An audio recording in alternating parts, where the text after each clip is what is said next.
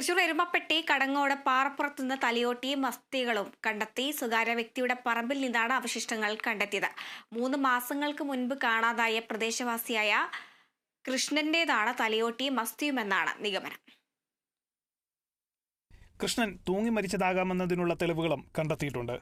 വെള്ളിയാഴ്ച വൈകിട്ട് 6 മണിയോടെയാണ് പാറപ്പുറം കളപ്പുറത്ത് ക്ഷേത്രത്തിന് സമീപമുള്ള ഒഴിഞ്ഞ പറമ്പിൽ തലയോട്ടി കണ്ടത്. പുതൂർ ബേബിയുടെ ഉടമസ്ഥതയിലുള്ള ഈ പറമ്പിൽ മരം മുറിക്കുന്നതിന് വേണ്ടിയെത്തിയ നാട്ടുകാരനായ വിഷ്ണുവാണ് തലയോട്ടി കിടക്കുന്നത് ആദ്യം കണ്ടത്. തുടർന്ന് എരുമപ്പെട്ടി പോലീസ് സ്ഥലത്തെത്തി തലയോട്ടി കസ്റ്റഡിയിലെടുത്തു. ഇന്ന് രാവിലെ നടത്തിയ വിശദ പരിശോധനയിലാണ് കൂടുതൽ അസ്ഥി കഷ്ണങ്ങൾ കണ്ടെത്തിയത്. കാണാതായ കൃഷ്ണന്റെ ബാങ്ക് പാസ്ബുക്കും ചെരുപ്പുകളും വസ്ത്രത്തിന്റെ ഭാഗങ്ങളും കണ്ടെത്തിയിട്ടുണ്ട്. ഇത് മകൻ തിരിച്ചറിഞ്ഞു.